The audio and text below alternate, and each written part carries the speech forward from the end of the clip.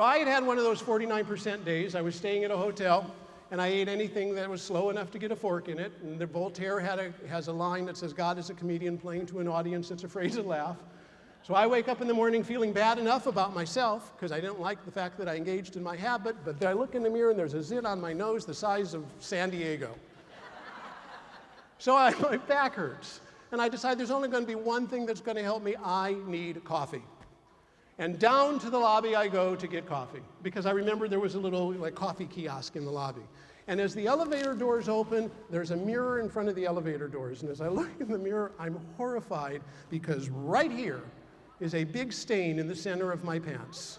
Somehow the food I had eaten had gotten on my pants.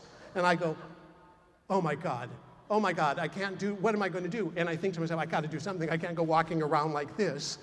And as I'm walking through the lobby of the hotel, there's like a restaurant in the hotel. You've been in those hotels where there's like a restaurant right down to the ground floor. And I see they have these beautiful like gold napkins.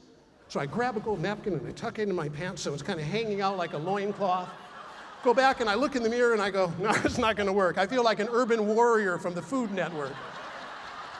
So I take the towel and the napkin and I go running into the bathroom and I think, okay, well, I can wash it.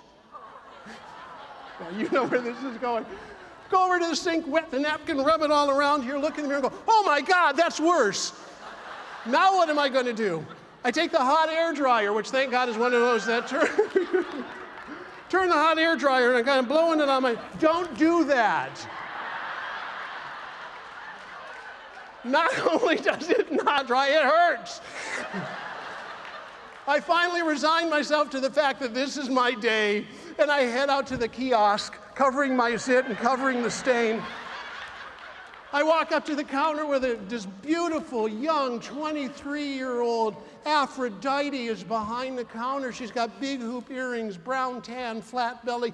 In her eyes, you can see her soul.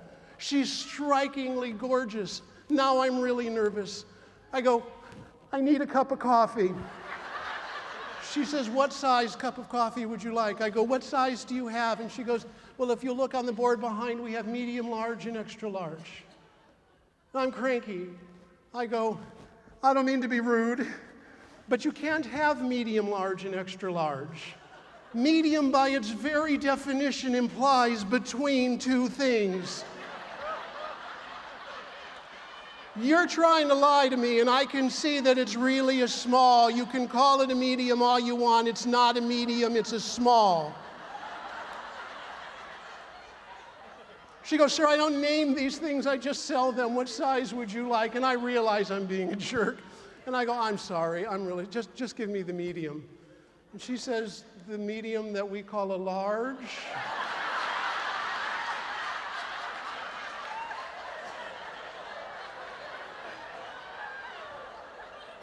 I go, just give me the smallest size you've got. She pours the cup of coffee, and as she turns around and she faces me and our eyes connect, and she says, you've got great hair. I got to respond to that. I go, I shampooed it. I don't know what to say.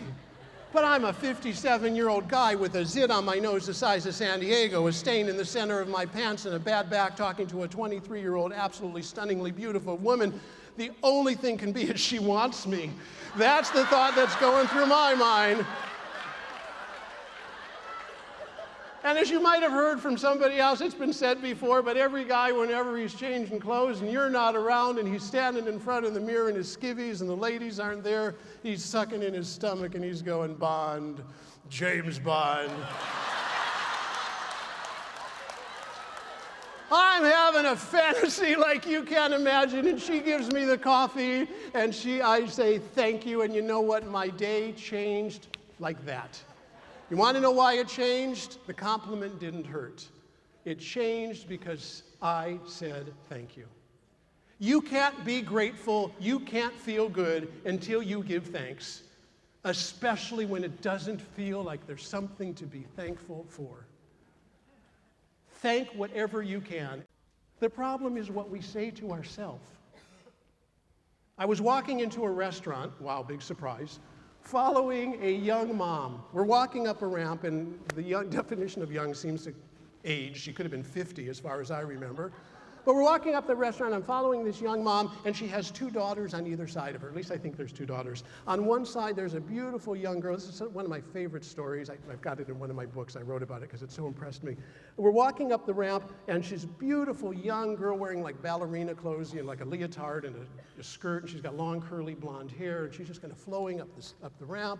And the little girl on the other side, at least I think there's a little girl, I can't be sure, because all I can see is a backpack with a purple pony on it, and little flashing shoes underneath, and a spout of hair sticking up over the top. And as the 3 of them are walking up the ramp, the little one on the right side loses her footing, and she falls down and she hits the ground, and she bounces up, kind of like Tigger, if you remember Tigger, So she hits the ground and she bounces back up again, and I think she's as surprised as anybody, and she turns to her mom, and her mom turns to her and says, "Jessie, wow, you okay? That was amazing. When you lost my grip and you fell down, I thought you might get hurt. I would have taken care of you, but I'm so glad you didn't. You have amazing reflexes. Do you know how fast you are? Do you know how proud I am of you? Just got down, you got back up, you kept going. Nothing gets in your way, Jessie. You're an amazing little girl." And she kind of gave her a hug, and she turned to her daughter on the other side, and she said, "Sarah, did you see what what your sister did? Wasn't that amazing how quickly she got down and got up, like you with your ballet? And how gracefully you flow?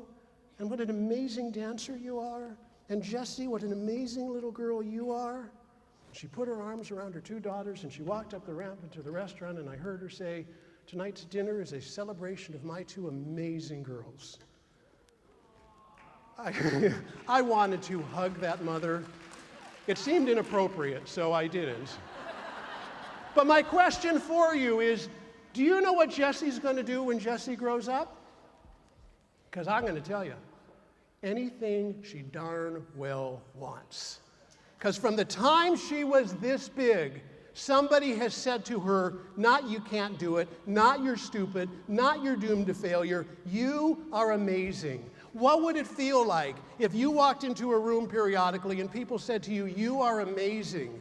How would it feel if your coworkers, if your friends greeted you with "You are amazing"? What would it be like if your life partner or your spouse said, "You are amazing"? And dare I say it, if you looked in the mirror once in a while and that person said, "You are amazing." When somebody calls you amazing, you do amazing things, and I want to prove it to you. I've only got a few minutes, so we need to be quick, but I want you to do this because I think you'll enjoy it. I want you to turn to somebody right next to you, and with enthusiasm and energy, I want you to say, "You are amazing." And then turn to somebody else and say, "You are amazing." And "You are amazing." You are amazing. It was all amazing. It just, all the laughter, it just everybody participated, and he was really very inspiring. And periodically, it feels like a third world goat trail, and all you have is a machete. It's all the same road. We never go off. We get sloppy, we get careful, sometimes it's easy, sometimes it isn't, but it's all the same path. And I think the problem is the way we look at it. See, I call myself a recovering perfectionist because I think perfectionism is kind of a blight on our society, and let me tell you why. People mistake that. They think I'm saying lower your standards. I'm not saying lower your standards. I'm saying exceed what you thought you could do. And let me show you why. I'm going to see if there's any perfectionists in this room. I have a simple quiz for you, okay? Now, if you have ever had one of those days where you have woke up in the morning and you've taken a look at your schedule and you got maybe like a patch of blue sky in there, you don't have an appointment, you don't have things you got to do, you're like all excited about it. I got 3 hours, I got nothing I have to do. And if you're like me, you get kind of an adrenaline buzz and you go, "Oh, this is going to be great. I'm going to get so much done by the end of the day. I'm going to be so productive, it's going to feel great. I'm going to get it all accomplished." And the most productive thing you do by the end of the day is update your Facebook profile. If you can relate to that, raise your hand and say, "I can relate." Give you a couple of more.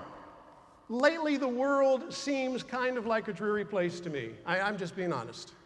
It seems like everybody's at odds with each other, and the economy doesn't seem like it's doing as well as it could be, and people are cranky and they're grumpy, and our attitudes are kind of sliding. And I don't want to say it's worse for me, because it's not, but can you imagine trying to be a motivational speaker with a bad attitude?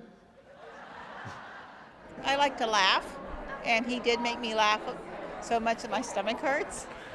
If you answered, I can relate to any of those things, welcome to my world. I wasn't going to promote it this way, but I might as well actually make the meeting what it's supposed to be. Hi, my name is Scott. I'm a perfectaholic. Hi, Scott, thank you. I'm not proud of it. I know it doesn't get me what I need to do. I just keep doing it. You know, and you really know if you're a perfectionist if you have ever uttered these words. As long as I blew it, I might as well really blow it. I don't even need to finish that sentence, do I? Because I'll start again tomorrow, Monday, next year, January. All right. That's the creed of the perfectionist. I had a woman who told me that she looks at herself as a perfectionist until she realized the definition of a perfectionist is somebody who's walking down the stairs and they slip on the first step so they throw themselves to the bottom. Works. So I thought to myself, I said, why do we do this? This doesn't make any sense, does it? We can't be perfect, but we keep trying. And I came up with a reason. Steve earlier in the day said we never grow old, we become seasoned adults. Isn't that what he said? Okay, my expression is we never grow old, we just become wrinkled kids. I mean, don't you feel like you did inside about the same as you did 30 years ago? I mean, unless you're 30, then you probably don't. What did you think? We thought he was great.